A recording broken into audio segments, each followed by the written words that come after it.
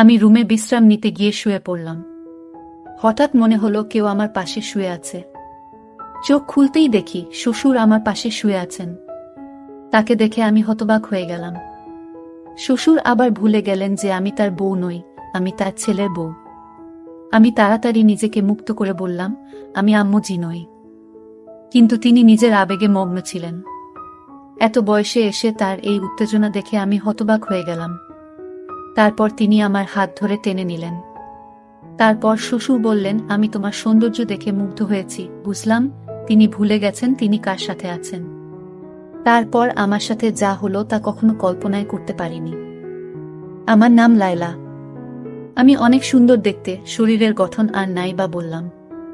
একটু স্বাস্থ্যবান হওয়ায় আমাকে নাকি আরো বেশি সুন্দর লাগে, এটা সবাই বলতো। আমার গল্পগুলো তোমরা শুনো কিন্তু সাবস্ক্রাইব করো না। দয়া করে গল্পগুলো ভালো লাগলে ভিডিওটি লাইক, শেয়ার এবং চ্যানেলটি সাবস্ক্রাইব করো প্লিজ। আমার স্বামী বাইরে কাজ করতেন এবং বাড়ি ফিরে বিশ্রাম নিতেন। গত কয়েকদিন ধরে গৃহস্থালির কাজের চাপে আমি খুব ক্লান্ত ছিলাম। আমরা নববিবাহিত আর আমার স্বামী সদ্য চাকরি পেয়েছেন। তিনি আমাকে তার সাথে বাইরে থাকার জন্য নিয়ে যেতে চেয়েছিলেন, কিন্তু বিয়ের খরচের কারণে আমি তাকে বলেছিলাম স্থায়ী হওয়ার পরে যেন আমাকে নিয়ে যায়। আমার স্বামী কাজে চলে যাওয়ায় আমাদের পরিবারও তাকে ছেড়ে চলে যেতে হয়েছিল। শ্বশুরবাড়ির সবাই অন্য শহরে থাকতেন। এই বাড়িটি আমার স্বামীর নামে ছিল এবং আমাদের বিয়ের পর আমরা এটি কিনেছিলাম। বিয়ের এক সপ্তাহ পরে শ্বশুর শাশুড়ি আমাদের বাড়ি ছেড়ে চলে যান। আজ আমার স্বামী বাইরে আর আমি একা। তিনি তার বাবা মাকে আমাদের বাড়িতে রেখেছিলেন যাতে তারা আমার সাথে থাকতে পারে। ক্লান্ত হয়ে রেল স্টেশন থেকে ফিরে আমি রুমে বিশ্রাম নিতে গিয়ে শুয়ে পড়লাম। হঠাৎ মনে হলো কেউ আমার পাশে শুয়ে আছে। আমার আতঙ্কে চোখ খুলতেই দেখি শ্বশুর আমার পাশে শুয়ে আছেন। তাকে দেখে আমি হতবাক হয়ে গেলাম। তার উপস্থিতি আমার কাছে অদ্ভুত মনে হলো, কিন্তু তিনি স্বাভাবিকভাবেই বললেন, সুমনা, তুমি খুব ক্লান্ত, আরামে ঘুমাও। আমি তাড়াতাড়ি বললাম, বাবা, আমি সুমনা নই, আমি লয়লা, আপনার ছেলে রিপনের বউ। তাড়াতাড়ি দরজার কাছে গিয়ে আওয়াজ করতে লাগলাম। শ্বশুরবাড়িতে শ্বশুরের এভাবে আসাটা খুব অদ্ভুত লাগছিল। হঠাৎ আমার শাশুড়ি ঘরে ঢুকে জানতে চাইলেন, তোমার শ্বশুর এখানে কি করছেন? তারপর বিব্রত হয়ে বললেন, তোমার শ্বশুর স্মৃতিভ্রংশে ভুগছেন, তাই হয়তো ভুল করে এখানে এসেছেন। আমি তখনই স্বস্তি পেলাম।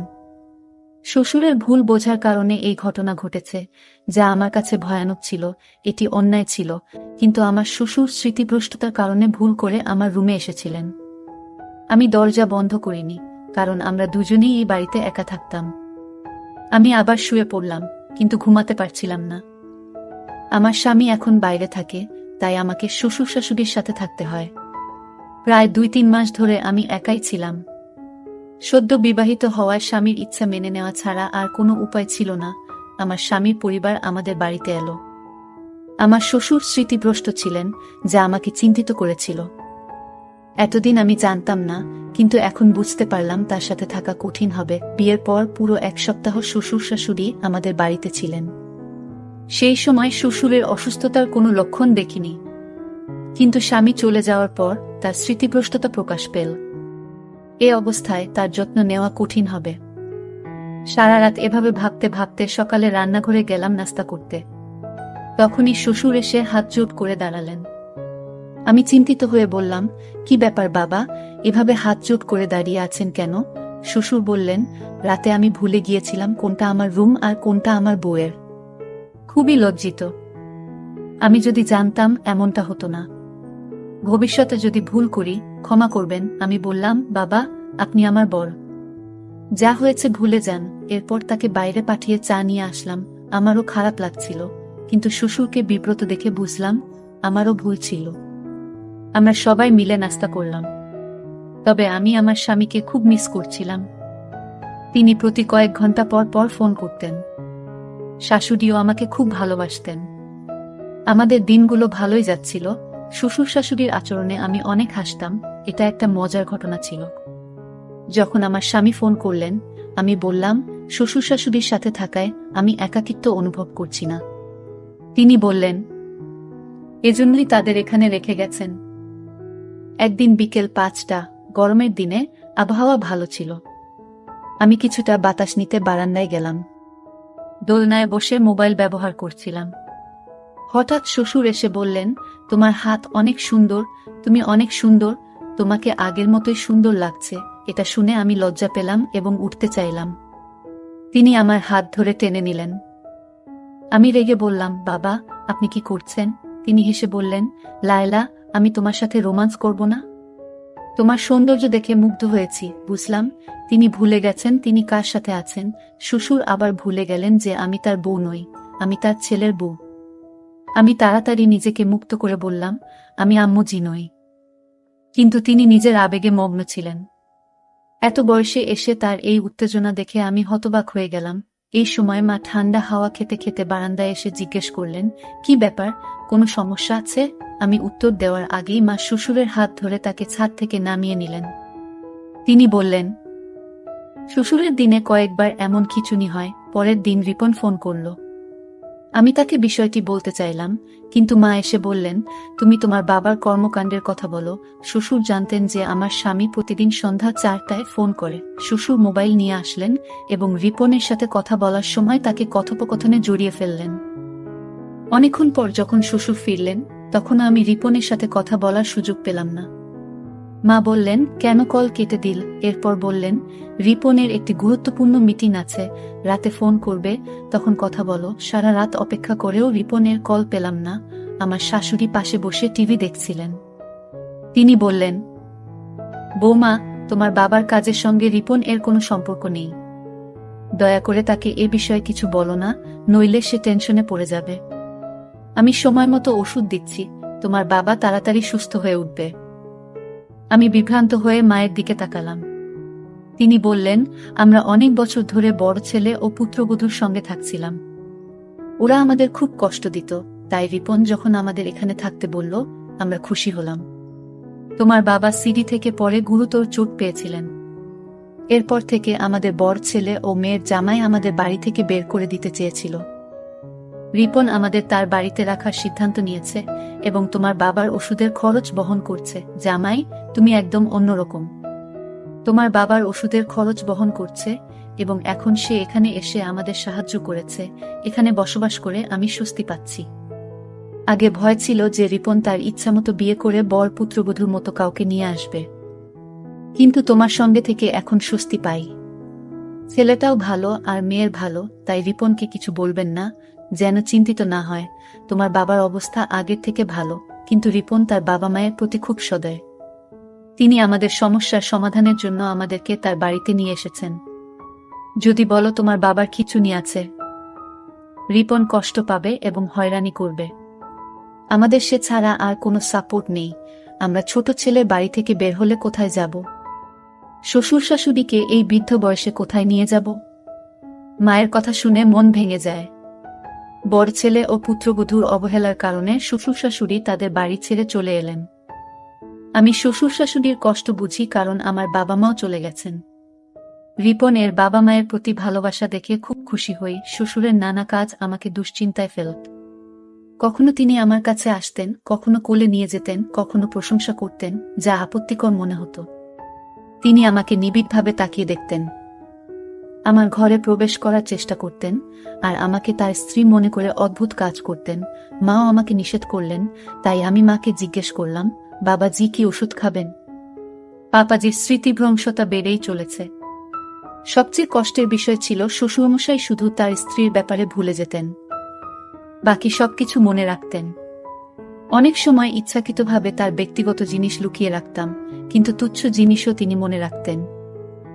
তিনি শুধু আম্মুকে ভুলে যেতেন, আমাকে মা ভাবতেন না।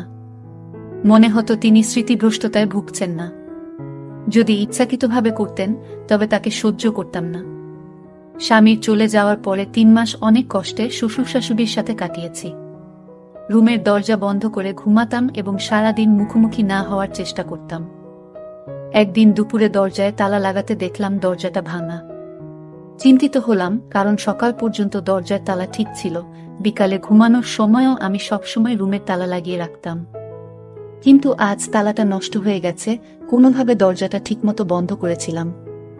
রাতে ঘুমাতে গেলাম, কিন্তু দরজা খোলা থাকায় ঘুমাতে পারছিলাম না।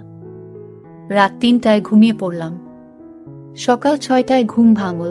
অবাক হয়ে দেখলাম আমার স্বামীর বদলে শ্বশুর আমার বিছানায়।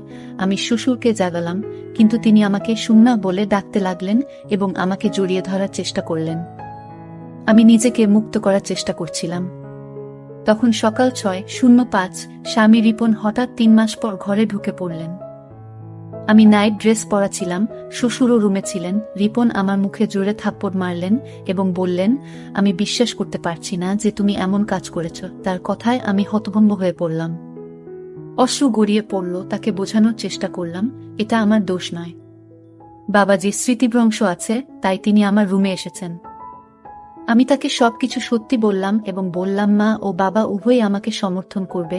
তখন অবস্থা ছিল যেমন আকাশ ভেঙে পড়ার মতো। বুঝতেই পারিনি যে দুজনেই এমন দ্রুত রং বদলাবে। তখন শাশুড়ি কাঁদতে দেখে বলেছিলেন, রিপন, আমি তো তোমাকে আগেই বলেছিলাম তোমার স্ত্রী চরিত্রহীন।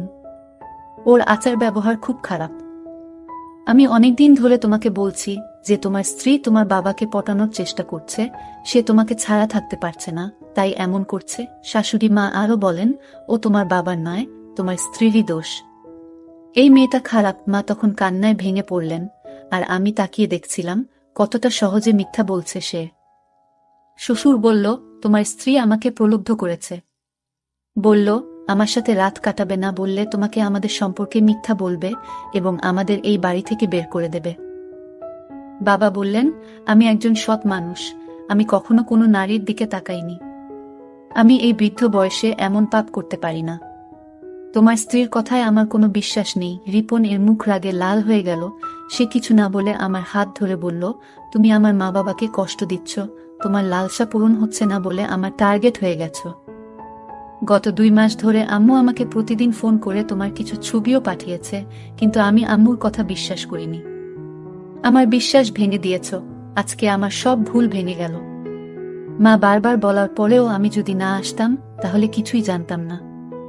আমি স্বামীর পায়ে ধরে বললাম, তুমি জানো তোমার বাবা স্মৃতিভ্রষ্টতায় ভুগছেন। তিনি সকালে এক শূন্যতা থেকে আমার রুমে আসেন, আমাকে মা মনে করেন। আজও তেমন কিছু হয়েছে। আমি জানি না মা তোমাকে কি বলেছে, কিন্তু বিশ্বাস করো, আমি চরিত্রহীন নই। তোমার বাবাকে আমি নিজের বাবার মতো দেখি, তার সাথে খারাপ কিছু করব কেন? রিপন বলল, আর কিছু শুনতে চাই না। সব শেষ। আমি বললাম, ভগবানের দোহাই, এসব বলো না, আমার সংসার ভেঙে যাবে। আমি মা বাবাকে অনুরোধ করেছি সত্যি বলার জন্য, কিন্তু কেউ কিছু বলল না। তিনি বললেন, আমি এমন কিছু করছি না, আমার স্বামীকে প্রতারণা করিনি। তোমার বাবার সাথে সম্পর্ক থাকা মানে আরও লোকের সাথেও সম্পর্ক থাকতে পারে। আমি কখনোই তোমাকে বোকা বানাইনি। আমার স্বামী বলল, তুমি বারবার বোকা বানানোর চেষ্টা করছো। আমি আর বোকা হব না। বাবার মিথ্যা কথা বলার রোগ নেই। রিপন চুপচাপ ছিল। তারপর বলল, তুমি এখান থেকে চলে যাও। স্বামী আমাকে ধাক্কা দিয়ে বাড়ি থেকে বের করল। আমি মাথা ঘুরে পড়ে গেলাম। জ্ঞান ফিরলে দেখি আমি হাসপাতালের বিছানায়। আমার বিধবা বোন পাশে বসেছিল। স্বামীর সাথে সুখ না পেয়ে বোনের দুঃখ ভাগ করে নিচ্ছিলাম। আমার বোন আমাকে বলল, তুমি কি করেছ? আমি বললাম, কিছু না। বোন বলল, আমি সব জানি। শ্বশুর শাশুড়ি তোমার বিরুদ্ধে ষড়যন্ত্র করেছে। তুমি কান্না থামাও, তারপর সব খুলে বলো। আমি সব খুলে বললাম আমার বোনকে। সব শুনে সে বলল, তুমি এতটা বোকা কেন হলে? এতদিন চুপ করে সহ্য করলে কেন? তোমার স্বামীকে বললে না কেন? তোমার শ্বশুরবাড়ির লোকেরা কেন এমনটা করছে? আমি জানতাম না কি করতে হবে। রিপন আমাকে বাড়ি থেকে বের করে দিয়েছে। দিদি বলল, এমন লোকের সাথে থাকার কোনো মানে নেই যে তোমাকে বিশ্বাস করে না। তোমার শাশুড়িও খারাপ ব্যবহার করেছে।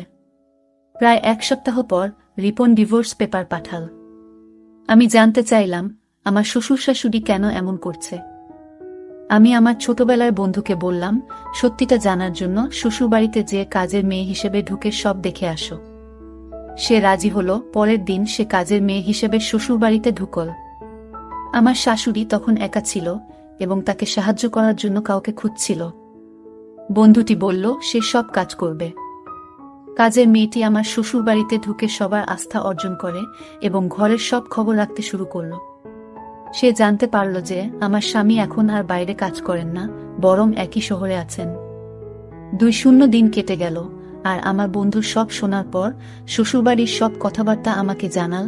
আমি বুঝতে পারলাম আমার সঙ্গে খারাপ আচরণের কারণ হল আমার স্বামীর বড় ভাইয়ের বউয়ের কঠোর স্বভাব। শাশুড়ি বললেন বড় ছেলের স্ত্রী খুব খারাপ এবং লোভী ছিল, আর আমার শ্বশুর শাশুড়ির উপর অনেক অত্যাচার করেছে। শ্বশুর মশাই অনেক কিছু জানলেও তার ছেলে কিছু বলেনি। আমার স্বামী ছিল আলাদা। তিনি শহরে থাকতেন এবং নিজের উপার্জিত অর্থে আলাদা বাড়ি কিনেছিলেন। পরে বাইরে কাজ করতে গিয়েছিলেন। শ্বশুর মশাই যখন বুঝলেন যে ছোট ছেলে অনেক উন্নতি করেছে, তখন শ্বশুরবাড়ির লোকজনকে বললেন কোনোভাবে আমার ছোট ছেলের বাড়িতে ঢুকে তার বউকে বের করে দাও, আর তারপর আমাদের সেখানে নিয়ে যাও।